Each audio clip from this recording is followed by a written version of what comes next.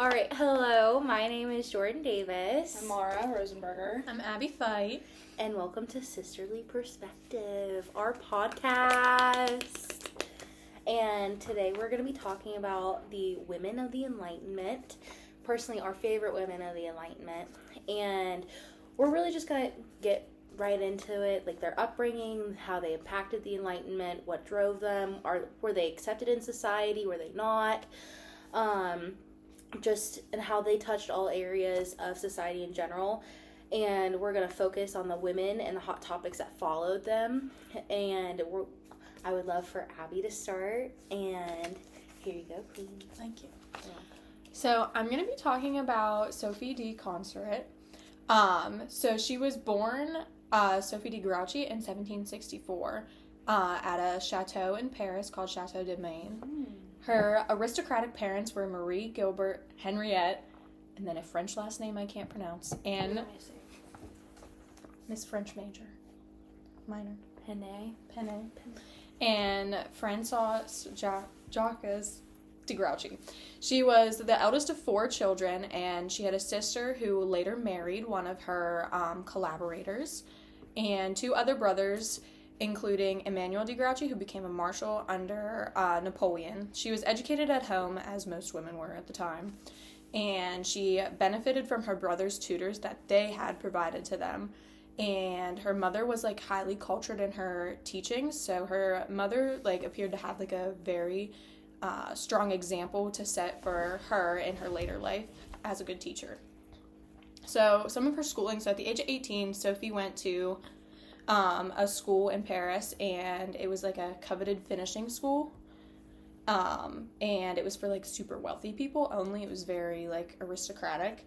She continued her studies there independently by reading works of Enlightenment thinkers like Rousseau and Voltaire, and she taught herself English and Italian by translating texts from Edward Young and Torquat Tasso.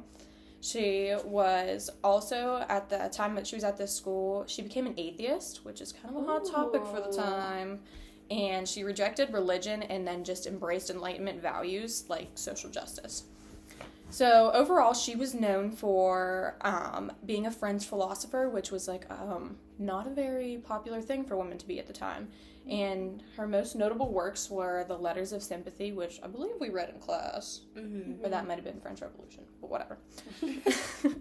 And it was published in 1798 alongside her translation of Adam Smith's theory of mortal sentiments. She was also known for her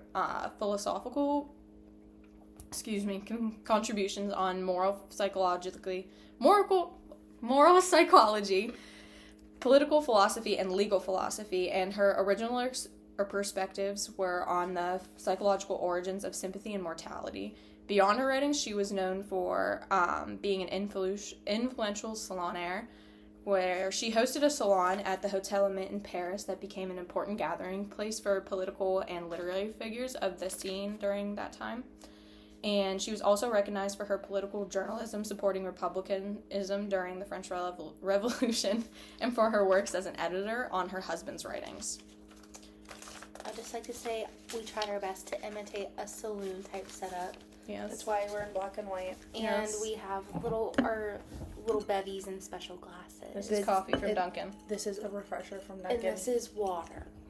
We would never. So, when Sophie was 22, she married a guy named Nicolas Marquis de Consteret, so that's where her last name came from, and he was a prominent mathematician and philosopher. Their marriage connected her to influential circles of the French Enlightenment, so together they established a salon that put her at the center of revolutionary intellectual life. And she became involved in political activism and writing, contributing to the Republican journal called La Républicaine in 1791. After she was considered an outlaw during the Reign of Terror in 1793, An outlaw. Yeah, she later died in prison. In prison? Yeah, because She pulled a Martha Stewart. For real. Except Martha Stewart lived. Yeah. True.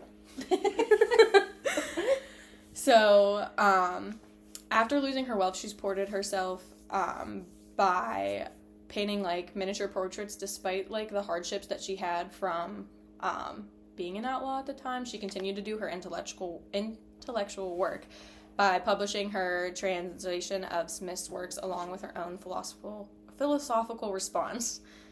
So her societal approval, she operated in a society that generally limited women's intellectual contributions. Like other philosophers of her time, her work remained in the shadow for a super long time. And she was respected within certain circles, but particularly among the more progressive, what's that word, Mara, in French? Girondins. And that was like a political faction of the French Revolution, and she was like primarily as like a salonnière or a hostess rather than a thinker is what people considered her as, because, you know, misogyny. Girl. That's like crazy though that like she was an acquired taste. Like she was an atheist, she went to jail. Yeah, and she just like still wasn't taken seriously, even though she was like in jail for what she was doing. And, you know well, what I she mean? had to have been taken seriously enough because she's considered an outlaw. Yeah. And they weren't just like, oh, this silly woman. Yeah. Like, Yeah. her antics. They just like silencing women. Yeah. But basically it's just like that her male counterparts did not take her seriously because she was a woman, and that highlighted like the gender limitations that were going on at the time. So like overall her impact on Enlightenment is she built on Adam Smith's ideas about sympathy, essentially caring about others, which was seen as a feminine thing, by explaining how it starts as we are babies through feelings of pleasure and pain. And she helped spread understanding of the Republican government, like a rule without kings, during the French Revolution, like through her writings. And she combined different types of thinking about morals to create a new way of understanding how people understand their right and wrongs. And she showed how big differences of wealth prevent people from caring about each other in society. And overall, like, she influenced her husband's writings about human progress, which, hot topic, a lot of people think that her husband wasn't really writing anything and it was just her, but he was publishing them, as him, so she'd be like a pseudo type thing. Like a ghostwriter. Yeah, like, it's alleged, but like from what I read, like most people were like her husband was stupid, like he didn't write this stuff. Yeah. He was a math man, Yeah. not a words man. No words, just math. He wasn't doing that.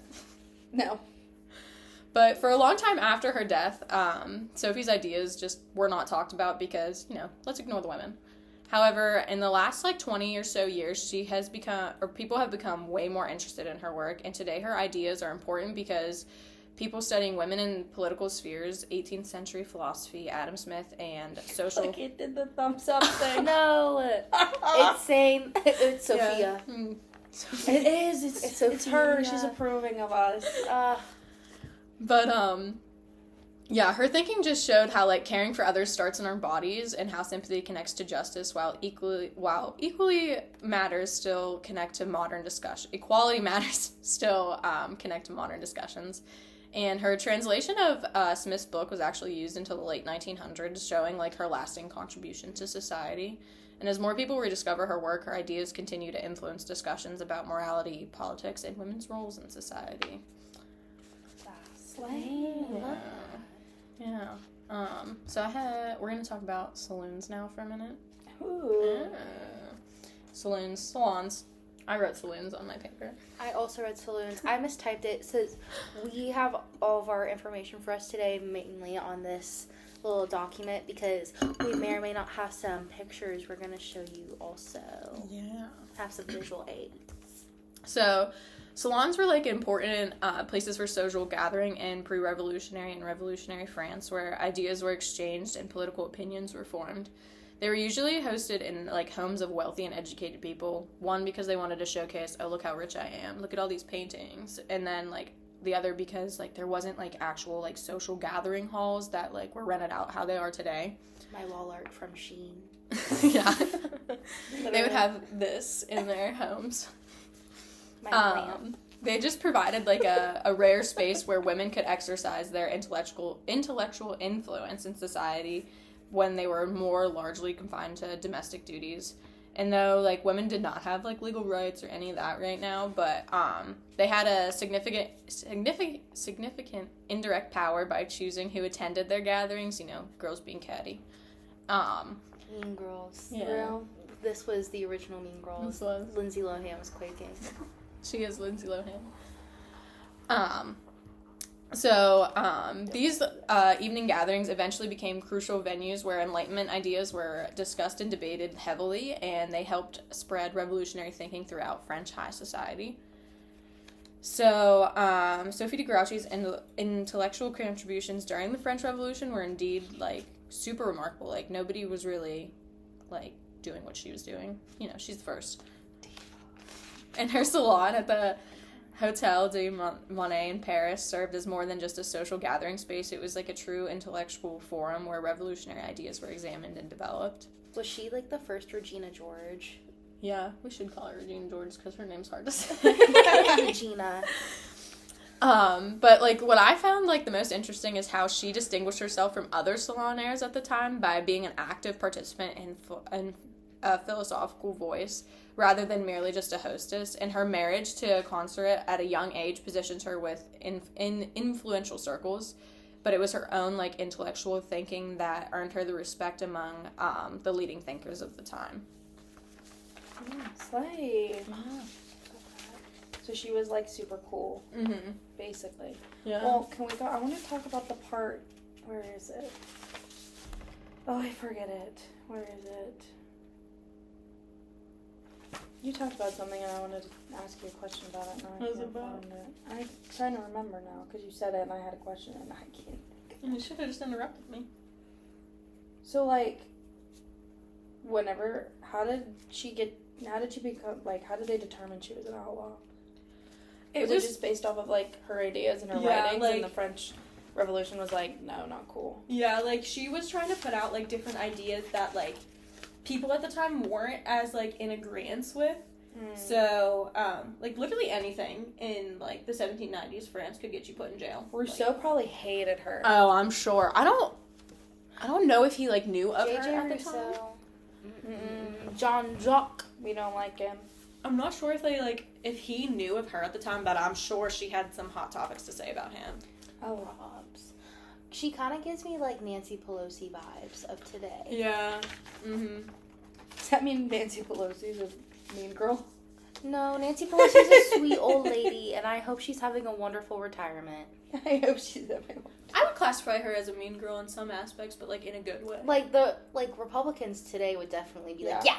So, did they get divorced? Like, when she became an outlaw, did they get divorced? No, or were he stayed died. With... She was a widow. Oh, okay. Yeah. So he died before her, and he was and then she was I have like, no money now. Well, that's when she did like the paintings and stuff like Yeah. that. That's how she made her money, and then So was he considered an outlaw too then? yeah, they were both in prison. Oh. He died in prison before she was in prison. Yeah. Oh, okay. Did they have kids? I can't remember if we talked about this or not.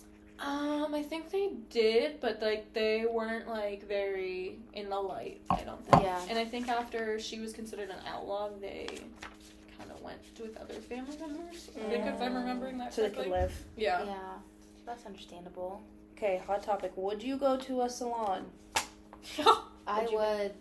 That would be so fun. Girls, we both know I'll be busting it down at the salons. You would be. You'd always have something to say. You would actually be the host, I'm sure. I feel like I am in a salon right now. I know, because, like, you, Dr. Grisang, when you're watching this, you know that all three of us are in Greek life. Like, let me paint a picture for you, like, a mixer. Don't throw that I just threw She it threw up. the 5 sig up. Okay. And anyway, They're in the same sorority. Yeah, we're we're in the the same one. So, mixers is basically, like, Greek organizations will get paired with each other for that week, and they'll just have, like, a fun little party, like, get together, hang out, build Greek relations. Like, that reminds me of a, like, modern-day saloon. Like, you talk, like, that's where you find out But women are allowed. Yeah, the women are allowed. But women are allowed in these ones. Yeah. I mean, like, women are allowed in some salons. Yeah. Yeah, but that's why they made their own. Oh, yeah. During the revolution. Like, you find out all the newest gossip for that week. Yeah, you're talking about stuff that's going on campus. You trying to get in, like, ideas for fundraisers or other type of events. And, like, you just have, like, a good time. Yeah. I It feel is like fun. that is so similar to that. Honestly, I didn't think about it. Especially whenever it's, like, when we would get paired together. Oh, yeah. Yeah, like, we would get to talk and, Like, Mm-hmm. we're saying mixers are, like, it's usually, like, a frat and a sorority together, but but sometimes there's a bunch. yeah, Yeah. because, like, we like to mix with each other. Because Greek unity. Yeah, because like there will be all Greeks where all of the chapters will go to one house, or it will be like sometimes there's quads where it's like 2 frats, 2 sororities, or like 3 sororities, 1 frat. But it definitely gives salon vibes. It does. Yeah. It's very kiki. And then you get to like mingle with your other chapters. Yes. Like, yeah. I love it when we mix with Phi Sig. That's my favorite. We love it. We're fun, so we're gonna say. Yeah. Okay. Well, that was fun. I liked your topic a lot. I liked your woman. I'm going to read off my phone because I changed my outline. So, okay. So now I'm going to talk about Mary Wollstonecraft. We love her. Diva. Mother to a diva as well, actually. But we'll get there. So, Mary was born in 1759. Eric. Sorry, We're doing a podcast. a featured guest, Eric. She was the second child out of 7, and she eventually became an English writer and an advocate for social and educational equality for women. And she wrote her beliefs in A Vindication of the Rights of Woman, which was in 1792. So a little background on her life. She's the daughter of a farmer, and like most women at this time, she did not receive formal education, unfortunately, so she worked as a governess, and she also worked in schools at the time, and she wasn't really like a teacher in the school. She kind of was like an aide when you think about it. And then this girl moved all over the world, but like London was like her home base. So she went to London, and where she met Joseph Johnson, and she started as a translator for him, and because he was a publisher, so she translated things for him, and he actually ended up publishing some of her novels. And then she left home, which was Wales. She was born in Wales at 18 due to her lack of education, and then she never went back. And I wouldn't go back either. No. She became a companion for a widow in Bath for some time, but then again, she went to London. She left England in 1792 to get a view of the French Revolution, so she was in Paris.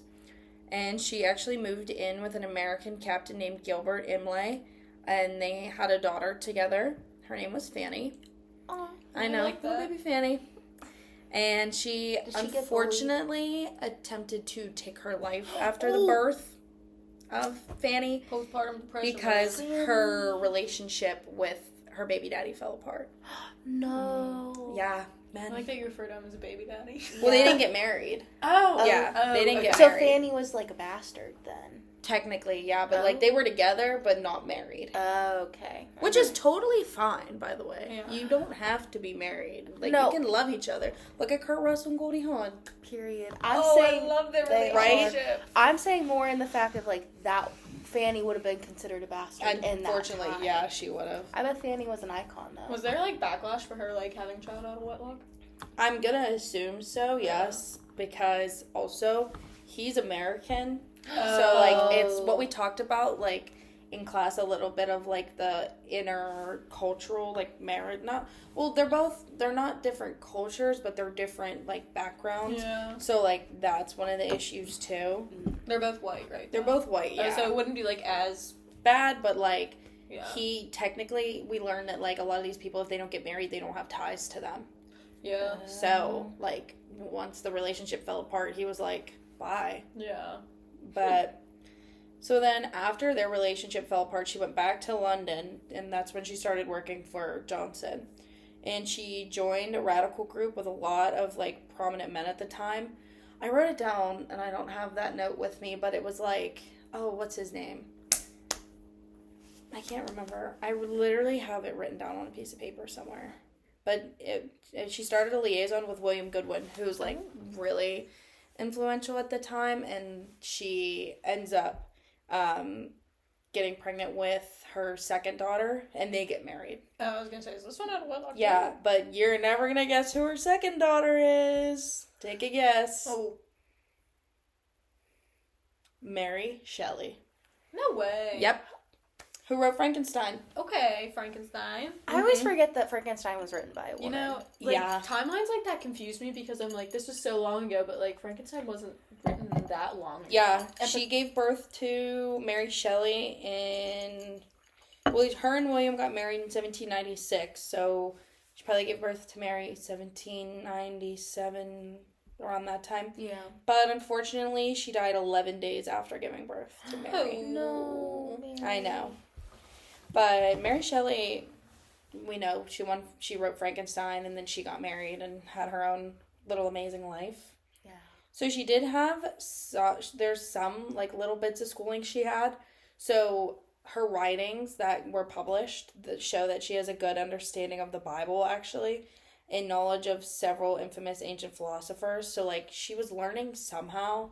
When I was reading, it didn't say, like, how. I'm assuming she just, like, picked up on these things, and, like, also hanging out with, like, that radical group. Like, they were probably teaching her things, too. Yeah, like I said, she didn't have a formal education, like, the men in her that she was around. Jordan. I'm sorry. Pardon-moi. At age 24, so this is in 1784, she opened her own school, actually, at Newton Green, and it didn't last very long because not a lot of girls at this time were like, let's go to school. Yeah. So after that, she became a governess for a wealthy family. And then she was a huge advocate for women having equal access to education, and then she talks about this a lot in Vindication of the Rights of Women. Oh, okay. Which is also, like, well, we learned a limp de gauche. Like, she did that too. Like, it's very similar, I think. But I was confused when I was reading it a little bit, but, like, every source I said mentioned Vindication of the Rights of Women. So I don't know, like, did limp de gauche, like, take this and, like, rework it and then publish it? Plagiarism. Or updated it for the time. Because when she published it, it was, like, during the French Revolution. Yeah. So, but, yeah, so the Vindication of the Rights of Women became it's now a feminist classic, and it gave her worldwide fame. It's known as a celebration of the rationality of women. So, as again, not all women are crazy. They're looking at 3 very rational women. For the most part. Don't look at me. Jordan said don't look at me. Jordan said crickets. She argued that women needed to be intelligent in their own way, and that they could not rely on their husbands to be intelligent, because we should never be relying on a man for anything. Truly. Sorry to all the men watching this, but we cannot fully rely on my them. own person. Guys, I'm also thinking about, like, what if one day our future students see this? Because we're all going to be teachers. Who's we? I'm not going to be a teacher anymore. Oh, I forgot. Sorry, she's going to be a museum curator. Yes. The people, I don't know, but Abby and I students, like, hey from Miss Davis. And yeah, hey from 22-year-old Miss Fight. Yeah. Hey from our friend Mara. Hey. Then she also argued that women can still be caregivers and mothers. Because, again, nothing is wrong with that. If you want to be a mom, be a mom. If you want to stay at home and clean the house and take care of your kids and do all that stuff, go for it. Like, same for men, too, though. Like, if you want to be, like, stay-at-home dad, do it. Yeah. Like, it's all about, like, you can do what you want because you have the right to choose. Yeah. But they also needed to have intelligence to pass down to their kids. Because when you think about it, husbands aren't going to pass down the same things to their daughters that they are going to pass down to their sons. Like, even today, like, my brother knows things that I don't know. Like, my brother knows how to build things. I don't know how to build things, but I know how to start a fire. Like, every kid gets passed down different things based on what their parents taught them. Yeah. So, and then now we're going to talk about how Vindication of the Rights of Women, like, happened. She wrote this after reading Rousseau. After reading Rousseau's views towards women and education in his writings, such as, is it Emily or Emile? I think it's Emile. Emile, yeah. I knew it, like, one of those, but I always say it wrong. And then, Jenna. Hi, Jenna. And then, like, she started her writings earlier, like, when she was working for Joseph Johnson, so when she was in London. She also wrote a version of Vindication of the Rights of Man, which she, again, critiqued Rousseau's writings, which he wrote something, isn't it, like, rights of the something. I abbreviated it, so I can't remember. But that's what got her name out there, like, into the public before Vindication of the Rights of Women. And then being able, like, she had a view of the French Revolution. It also gave her a reason to advocate for women's rights.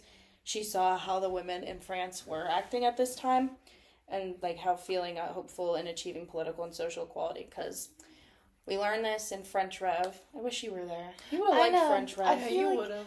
I like the reacting to the past games. Like, Yeah. shout out to Dr. Bergman's Pennsylvania history class. Shout out to Grissin for making me the king of France. I hated reacting to the past. I was Benjamin Franklin Jones, and I was one of the owners of American Iron Steelworks. Yeah, but your character in I reacting to loved the past was, you were at a poem. Yeah, like, You were like, women's rights, bro. I mean, like, it was interesting, but, like, I don't know, the social anxiety part of it. That's Yeah. why I don't like reacting to past games, because, like, I don't...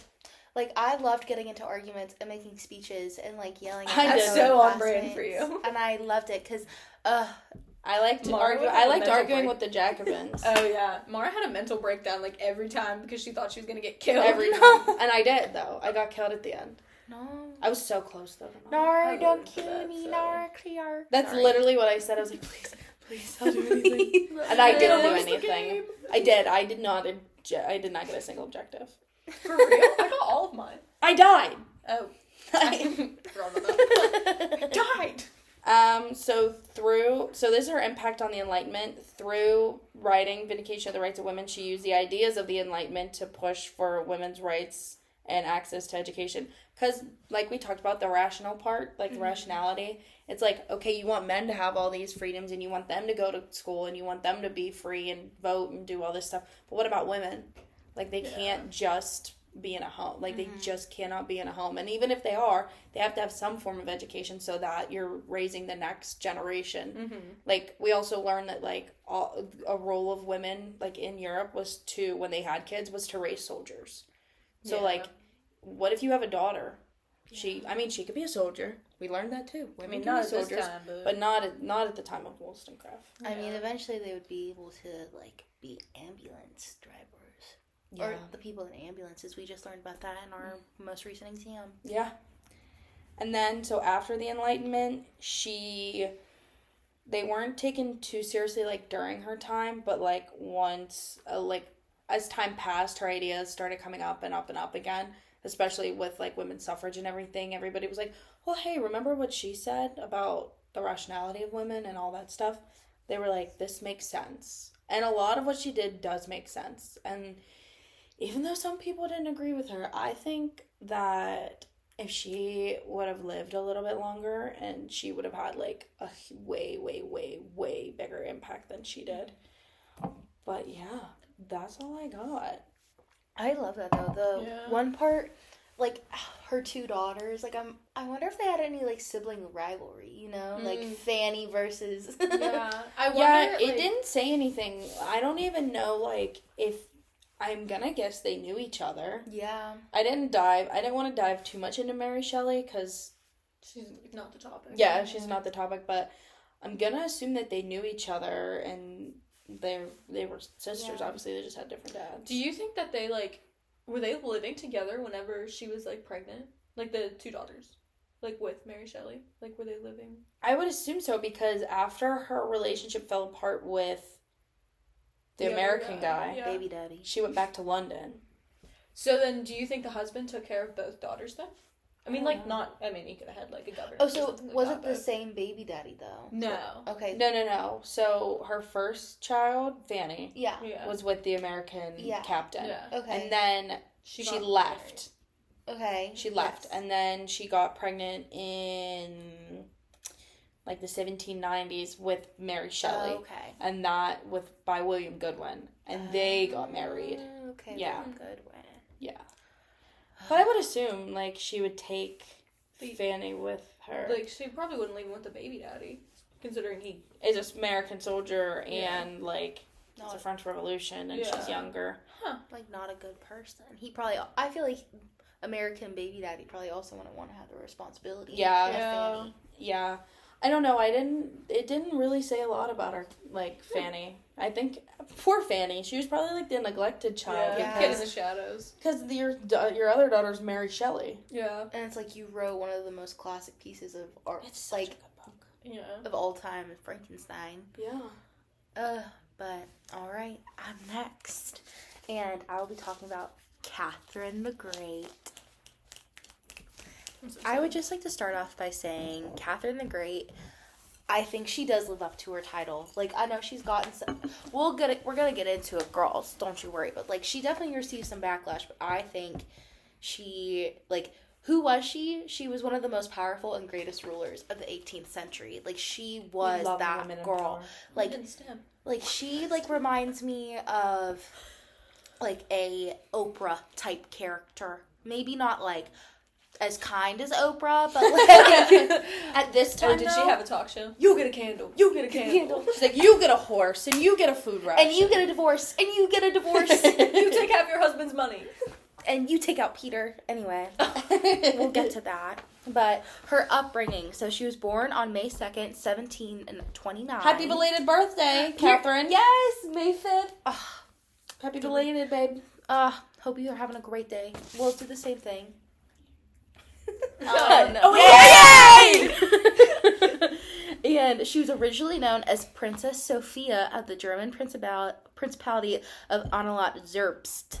And Catherine, sorry, I totally butchered that. And then Catherine was destined for greatness, obviously. Her family was of German royalty, and she grew up in a rocky home life in general.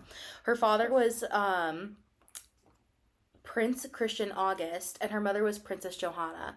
She was the eldest of 3 children, and she did not have a great relationship with her mother, and she was her mother was seen to be cold and unloving to Catherine, and her father also provided little attention, so Catherine really relied on her governess and tutors to keep her company. Aww, but that's so sad. I know, like, do you think her mom was either postpartum depression, because we didn't know they didn't know that was a thing, or did she just didn't want to be where she was? Definitely see both, because here's the thing, like, I found some varying sources, like my more academic sources that like JSTOR and all of them, from those databases, it like backed up that she had a very unloving home life. But like some sources were like, oh, like they shared sweet tender moments with each other, and like it was like a good mother-daughter bond. But, like, I'm sorry, but if there's more sources saying that, like, it was a rocky type deal. Yeah. Because I think her parents' marriage was not the best either. Like, the sources that I was reading kind of alluded to that. And I think maybe Princess Johanna didn't want to be married to Prince Christian. Prince Christian. And she, like, Johanna, like, the thing with her was she always wanted more power. She wanted more wealth. And, like, they were more nobility than royalty. Like, they didn't really get to do a whole lot. They were like those families, and like, you know how every town has like your little like families that everybody knows the name of? Like, yeah, like Don't Trust Your Soul to Know Backwoods Southern Lawyer. Like, this is that. Yeah. Like, the Murdaws, like, that would be like, yeah. I love that documentary. Oh, yeah. Don't even get me started on that. But, and then her schooling. So, although her family was noble, they also weren't very wealthy. Like, they had, like, the title, but, like, not a whole lot of sustenance. So, how does that work? So, I was trying to read it, and it, like, kind of made it sound like they're, like, somewhere along their family line, someone married below their rank. And, like, they lost their money because of it. Or, like, they weren't the key heir to something. Like, they oh my kind god, of it's just like got Bridgerton. Yes. When Anthony marries... What's her name? Sharma. Yes. But, yeah. And then, so she was educated mainly but that's the thing, like, they were able to afford, like, these French tutors and governesses. So, like, obviously they had a good chunk of money. Do you think that those were, like, provided to them by somebody else, though? That's what, Maybe. like, I was trying to kind of conclude to, that it was, like, their family provided for them, like, in a certain extent for, like, the siblings and whoever else, but, like, they didn't really have a whole lot of extra luxuries. Like, maybe it's, like, you know, like, nobility gets money from, like, the king and queen, right? So maybe the king and queen were like, okay, we're sending you this money, but it's only to be used for your children or something like that. Yeah. And, however, the one that most impacted Catherine was a woman by the name of Elizabeth Cardell, who was a prominent role model and mother figure. And Cardell has been on record for saying that Catherine was a happy child with a fairly uneventful childhood. So, like, she didn't really go through anything too traumatic. That's good. Yeah, so hopefully her mom wasn't, like, that horrible to her. And what she was known for, she was the most powerful and influential Russian ruler of the 18th century. During her reign, she revamped Russia entirely to be up to date with the system of the rest of Europe during the Enlightenment. And she did, because at this time, Russia was seen as fairly, like, backwards and, like, just kind of behind everyone else. And then when Catherine eventually, because Catherine kind of killed her husband, Hey. Peter. Whatever you gotta do. What do you gotta do? Because, like, their marriage was arranged. Oh. Yes. And, like, By who? Johanna. Yes. No wonder she hated her mother. Yeah, Johanna and her family pretty much arranged this marriage. How old was she? Ooh, she was like 14 or 16. And how she old was was young. He was also like he was in his 20s, I'm pretty sure. Like, Oh. he wasn't that much older not than her, that but it's gross, still but like still. But still. and so like that was arranged, and Peter was not a great ruler. He wasn't very respected by the rest of Russia. Where's he And- from? Was he from Russia, or is he Yeah. like another? I'm pretty sure he was. I didn't really look too far into Peter, not gonna lie. Well, he doesn't last very long in He this doesn't story. matter. And eventually Catherine actually forms a coup against Peter and is able to exile him, and like they kill him, and like then Real? Catherine. Have you ever watched the show on Yes, Hulu? it's very accurate to like what actually Really? happened. Or Oh, really? some parts of it is very accurate to what happened. Yes. But so she developed a new legal system, upgraded education, and improved the lives of Russian citizens as a whole. And however, she was always on the papers and was under scrutiny from the public for her expressive sexuality. And like as we talked about in class, like she had like chairs and like other types of furniture in her house that like had genitalia on it, like the vagina chairs. I think I must have. I must have missed that Like class. she fully had like a full vagina on her chair. Like it was like this. Yeah. Is it like she? Or was it like, the chair where I'm not gonna do it, but like where like you put the legs in the No. stirrups, Like or it is had That like was somebody in France. it had like artwork of vaginas. it's on it. somebody. Yeah. So like, did she like that furniture because she was like proud of like a woman's sexuality, or did she like it because she would like A freak. She's a freak? both. She's freaky. She's a little freaky geek.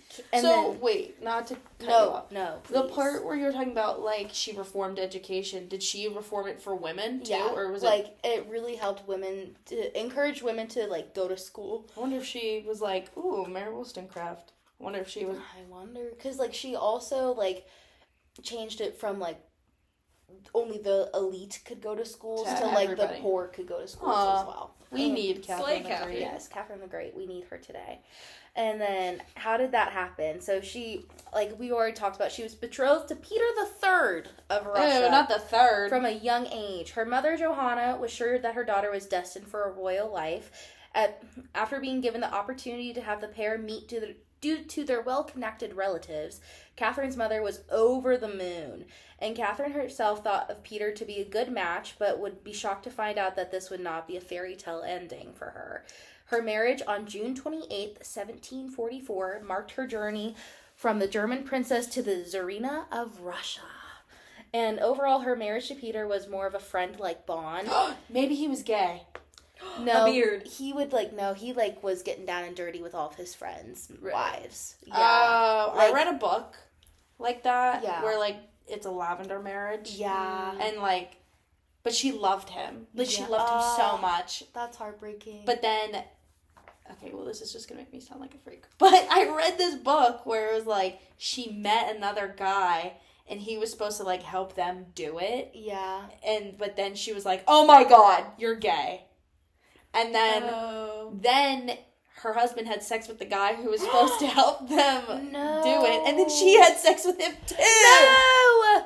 That's crazy. This makes me sound like a horrible person, but it was a good book. But anyway, that was Contact my first Mara thing. for the title. Contact me. I don't know. Get my Goodreads. I'll send link in the description. Oh my god, link in my link tree. And then, but like it was more like a friend-like bond. Like they had a child together, but like she had an affair with one of Peter's, like, advisors, who was, like, one of the main ones to help, like, facilitate the coup. And, then Peter, like, he was, like, mainly had one main mistress who is, like, his best friend's wife. Damn! Yeah. And she was, but eventually she was able to overthrow Peter and declare herself the Empress of Russia. And her impact on the Enlightenment, Peter was overthrown due to general hate to the citizen had towards him. The people wanted Catherine to lead, and with help, the lover's name was Grigory Orlov, her lover and military leader. Yes. Did the public, fully approve of this? Like, pretty even much, though, yeah. Even she wasn't Russian, like, she had pretty high approval ratings. Like, overall. Okay. Do you think, like, that even after the coup, like, the people who didn't know about it, were they like, oh no, he's dead? Like, the Russian citizens truly hated Peter. Sounds like somebody we know. Sorry, Dr. Grissang, like, there's a similar type situation happening with one of our ops right now. Imagine this part gets played in class. Hey. What about it? Shout out Greek life. Anyway, her lover and military leader, the power is bestowed to them on June 28th, 1762. So, this guy, Yeah. Gregory. Yeah. Did they get married? No. She just used him to get the power. Pretty much. Right. Honestly. Or, like, I don't think that they got married. I may be wrong, but I'm pretty sure they were just, like... Partners in crime. Yeah. Yeah. And then the Reformation to legal system included setting up individual institutions for finance, justice, and administration. So they really made it more of, like, a republic type deal. Oh, okay.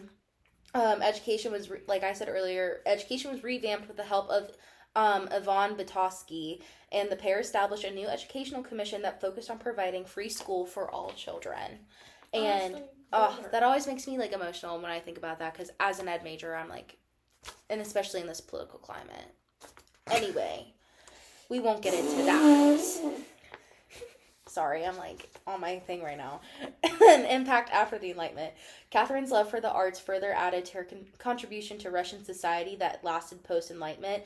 She was given the title Catherine the Great for launching Russia into the modern world. And, just in general, any of you guys got any other questions for me before I go to my next point? Why do people not like her? Oh, it was, like, just because she was a woman. Oh, like, God forbid a woman do something better than a man. The photos that I'm going to show you guys are some political cartoons from the time, and it was mostly just, like, very misogynistic people who didn't like that she was a woman leading, and also, like, people that didn't like that she was so open about her sexuality and was very expressive about it. God forbid a woman has hobbies, like having a vagina chair. I don't know. God forbid. And then... but overall, women in power during the Enlightenment, a lot of women were ridiculed, and women had to fight for their place in the public sphere of society. This was once a man's realm, but the Enlightenment allowed for women to step out of the home to break through. However, despite the greatness of Catherine's reign in Russia, she was constantly made fun of in the media. The main joke was that Catherine was a whore, and she was open about her sense to her sexuality. The press would villainize her for expressing herself in the same way a man would. However, in this case, it was heavily frowned upon. Women and men have always played by a different set of rules, but women like Catherine proves that they do not have to. Right. Because the quickest thing you can do to insult a woman is call her a whore. No, literally, like, tell me something I don't know. I'm sorry. In Catherine's case, not mine. Sorry, Grissang. So I have a couple, and here is the first one, and it's basically depicting, we looked at this one in class, but I think it's, like, important to bring it up. It's Catherine the Great stepping over all the people in Russia and, like, trying to, like, talking about her military expansion, basically, but, like, all the guys are, like, looking up her skirt, as you can see. Right. So the top one right here, and they're all making very crude comments, and as you can see, her breasts are out on full display, and you girls can look at that. I mean, at least they did her justice for her. Really? I know. Like okay, Catherine. And then the bottom one, I can't remember the context for it, but it's basically like, it was either Grigory that was, like, on top of her in this photo, and, like, it's, like, the shrew, and it's, like, them just, like, being hateful on her. I believe this came out around the time of the coup. And then, Did anyone see the coup coming? everyone, like, that was, like, because, like, Everybody that was a part of it, yeah, but, like, Yeah. anybody else? so, like, people who would hang out in the palace a lot, because it was kind of like a Palace or Versailles type thing. Like, all of, like, the nobility and basically, like, rich people would all hang out at the palace. And, like, everyone knew that Catherine and Peter, like, they had that friendship, but eventually it just boiled to the surface where, like, we need to be separate from each other. And she had enough, and she wanted to get Peter out of Russia. Yeah. And then, here's another one of the taming of the shrew. And they're trying to, like, criminalize Catherine, basically. And you can see that. Like, and that's the other thing. Like, they kept calling her a shrew. Why'd they make her fat in this one? I know. She's skinny and has great boobs in this one, and then in this she's one, like she's fat. fat. Like, pick a side, please. And then, but other... Not saying that fat people are ugly. No. Everybody is beautiful. Yeah. But they did her justice. They in the did- yeah, first they- one. Like, no. Come on. But overall, though, this has been a great experience with you ladies. And to just Agree. I conclude... learned so much in this I know. short Yes, 45 minutes. I know. And, like, just to conclude, though, like, women really were the backbone of the Enlightenment. From Women are the Sophia... backbone of everything. Exactly. But just, like, women get the job done. Like, Sophia, like, making her way into the Yeah. saloons and, like, basically being a socialite of society Mhm. in more of a way that wasn't just, like, the private sphere. Like, she was making her way into the public. And with, like, Mary Wollstonecraft, like, all of her works and, like, the vindications of the rights of women, Yeah. like, just... She did not hold back. She No. called these men out. And, like, Especially Rousseau. I bet I don't know if her and Rousseau ever met. They would But if fight. they did, they probably would have fought, and I would have paid to see it. And then, like, Catherine the Great, like, she was one of the examples of women can lead by themselves. Yeah. Like, they don't need this male counterpart to, like, justify their place in society. Yeah. Which kind of reminded me of Princess Diaries 2, The Royal Engagement, where Princess Mia is being forced to get married to some man to, like, be the Queen of Genovia. But then at the end of the movie, it's by Disney magic, we realize that years and years of misogyny is, like, crumbled into... By Disney magic. By Disney magic. Walt Disney himself, actually. You know, I feel like he was way dead before that one came Oh, out. he was. he was. He was also very misogynistic. And he was All right. anti-Semitic. Don't be hating on Walt Disney, No, okay? Girl, Sorry. he was a pedophile. He was bad. What proof do you have he was a pedophile? I love that man. We're I'm a not Disney- gonna I'm a get Disney We're not doll. gonna get into that. And then, just again, like, all of these women, like, made their place in society during the Enlightenment. And, well, to sign off, I'm Jordan. Amara. I'm Abby. And this has been Sisterly Perspective. It's all the women. Oh, it's perfect. Yay! Yay!